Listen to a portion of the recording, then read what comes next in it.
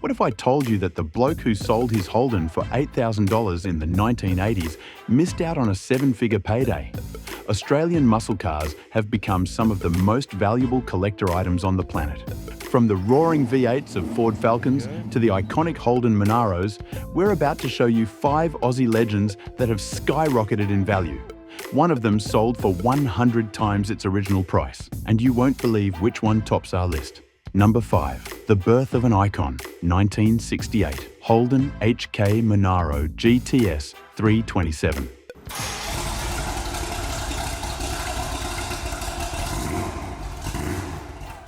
Remember when a Monaro was just a fast car and not a retirement fund? The original HK GTS 327 has become Australia's automotive holy grail, and for bloody good reason. In 1968, while the Americans were busy with their Mustangs and Camaros, Holden cooked up something special that would forever change the landscape of Aussie car culture. The HK Monaro wasn't just Holden's first crack at a proper muscle car, it was Australia asserting itself on the global automotive stage. With its flowing coupe lines and aggressive stance, it managed to look distinctly Australian despite drawing inspiration from its American cousins. The GTS 327 variant was the top-shelf option, packing serious grunt under that long bonnet. What made this beast special was the Chevrolet-sourced 327 cubic inch V8 pumping out 250 horsepower.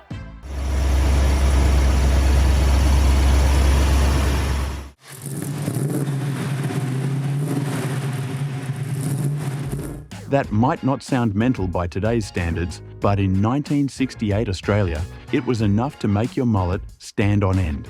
This power plant gave the Monaro enough muscle to dominate at Bathurst in its debut year, cementing its reputation as a proper race-bred machine.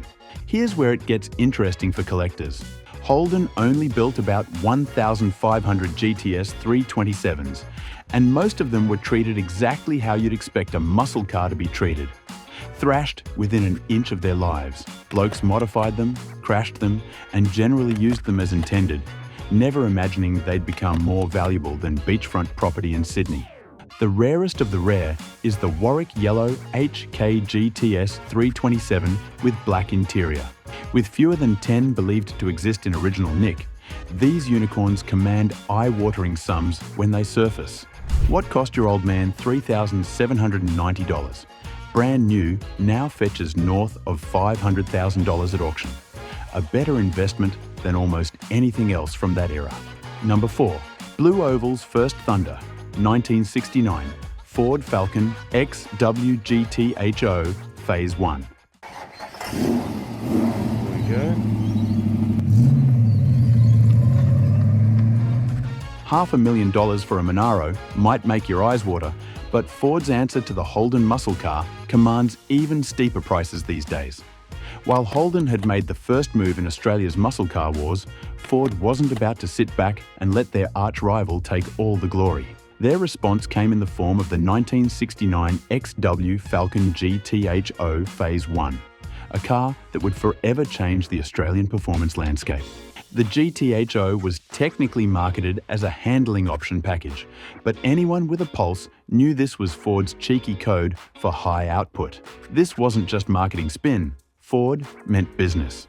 Under the bonnet lurked a 351 cubic inch Windsor V8, pushing out 300 horses, a figure that sent shivers down Holden's spine and put Mount Panorama on notice that the Blue Oval was coming for blood.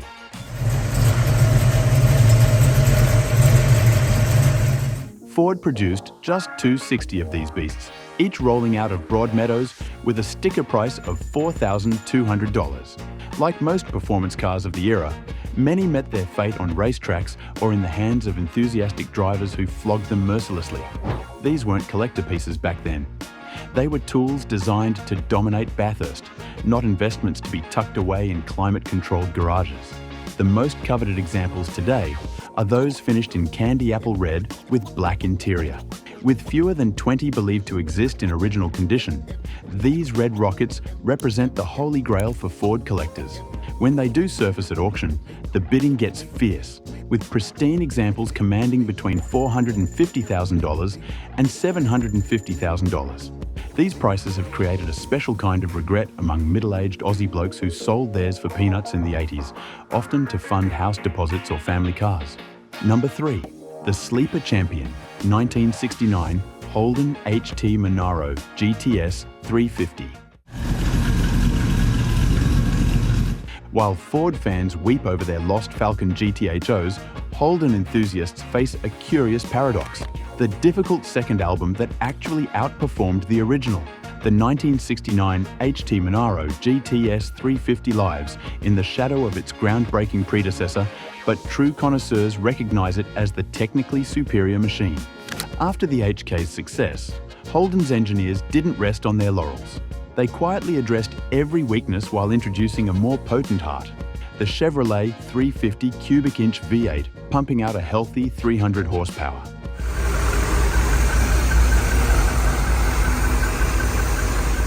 This wasn't just a minor displacement bump, it transformed the car's character entirely.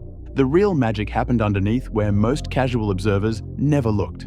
The HT introduced the virtually bulletproof Salisbury rear axle, dramatically improved suspension geometry, and upgraded braking components. These weren't marketing gimmicks, but substantive engineering improvements that made the HT noticeably better to drive than its predecessor. When new, the sticker price of approximately $3,995 represented serious money in 1969 Australia. Today, pristine examples command between $300,000 and $50,000 at auction, with exceptional specimens pushing even higher. The most coveted versions wear Daytona bronze paint over black interior, particularly those with documented racing provenance or notable ownership history. What makes the HT so special among collectors is its perfect positioning in Monaro evolution.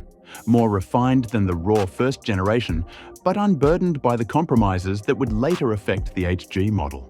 It represents the sweet spot where Holden's muscle car formula reached its purest expression. Unlike many investment-grade classics condemned to climate-controlled storage, a surprising number of HT Monaros still appear at historic racing events. Their owners understand that these machines weren't built to appreciate silently in garages, but to be experienced on flowing Australian tarmac, preferably with the distinctive rumble of that 350 V8 bouncing off canyon walls. Number 2. Australia's first true muscle car, 1967 Ford XR Falcon GT. Imagine paying just $3,890 for a car that would one day be worth more than a Ferrari. That's the story of the 1967 Ford XR Falcon GT, Australia's first true muscle car. Back in '67, Ford Australia had a problem. They needed something competitive for the grueling Bathurst 500 endurance race. Their solution changed Australian automotive history forever. The XR Falcon GT wasn't just another trim package. Ford Australia took the standard Falcon, dropped in a 225 horsepower 289 cubic inch V8 straight from the Mustang, beefed up the suspension, and finished most of them in a distinctive gold paint that earned them the nickname Mustard GT. It was Australia's first homologation special, a road car built specifically to qualify for racing. When the Fred Gibson and Harry Firth GT crossed the finish line first at Mount Panorama in 1967, it wasn't just a race victory, it was the opening shot in what would become known as the Australian Muscle Car Wars. The win proved that Australian-built performance cars could compete with anything from America or Europe. What's remarkable is how long these cars flew under collectors' radar. While Americans were paying big money for Shelby Mustangs and Hemi Cudas, you could pick up an XR Falcon GT for relative pocket change well into the 1990s. Part of the reason was simple attrition. Of the original 596 built, countless examples were crashed in amateur racing, modified beyond recognition, or simply rusted away. The cars that survived, though, have become blue-chip investments. A pristine XR Falcon GT that might have changed hands for $15,000 in the early 1990s now commands between $350,000 and $500,000 at auction. That's not just a good return. It's better performance than many blue-chip stocks over the same period. Number 1. The record-setting legend. 1969 Ford XW Falcon GTHO Phase 2. In the shadow of its more famous successor lurked a beast that racing enthusiasts couldn't ignore. The GTHO Phase 2 might have been underrated at 300 horsepower on paper, but those who faced it on the track knew the devastating truth hiding beneath that shaker hood scoop. Ford Australia wasn't content with incremental improvements. They wanted total domination. Arriving just months after the Phase 1 in 1969, the XW Falcon GTHO Phase 2 represented a significant evolution in Ford's performance arsenal. The biggest change came under the hood, where Ford installed the legendary 351 Cleveland V8 with a 4-barrel carburetor. While officially rated at 300 horsepower, insiders have long acknowledged these cars were producing closer to 350 horses in reality, a classic case of underrating to keep insurance companies and racing officials happy. Priced at $4,830 when new, the Phase 2 wasn't just about raw power. Ford engineers incorporated serious racing hardware, including an engine oil cooler, Detroit locker differential, and oversized radiator. All components specifically designed to survive the punishment of endurance racing at places like Mount Panorama. These engineering decisions paid off spectacularly when the Phase 2 dominated the 1970 Bathurst 500 with a commanding 1-2 finish. This middle child syndrome persisted despite the car's unmistakable presence with its aggressive shaker hood scoop that visibly moved with engine torque and distinctive styling cues that set it apart from regular Falcons. The market has finally awakened to the Phase 2's significance. Pristine examples now command between $900,000 and $1,100,000 at auction, prices that rival Ferrari 512 TRs and surpass many Lamborghini Countaches. This remarkable valuation reflects the perfect convergence of racing pedigree, extreme rarity, and historical importance as the pivotal stepping stone in Australia's most legendary muscle car dynasty. And there we have it, from humble Aussie sports sedans to the crown jewels of our automotive heritage. These machines aren't just old cars, they're time capsules from when Australian engineering stood shoulder to shoulder with the world's best. They capture that uniquely Australian spirit, taking something good and making it absolutely mental. What's truly remarkable isn't just their performance, but how these working-class heroes transformed into blue-chip investments. Look at the poor buggers who flogged their Phase 3s for beer money in the 80s when they needed a few bucks, now watching those same cars fetch more than beachfront property. So next time you're cleaning out the shed and find an old Monaro gathering dust, think twice before calling the scrap man. And if you've enjoyed this tour through Australia's motoring royalty, smash that subscribe button and tell us in the comments, if you had the dosh, which of these muscle car legends would be sitting in your dream garage? Cheers for watching, and remember, in Australia, our burnouts might be smoky, but our car collecting history is pure gold.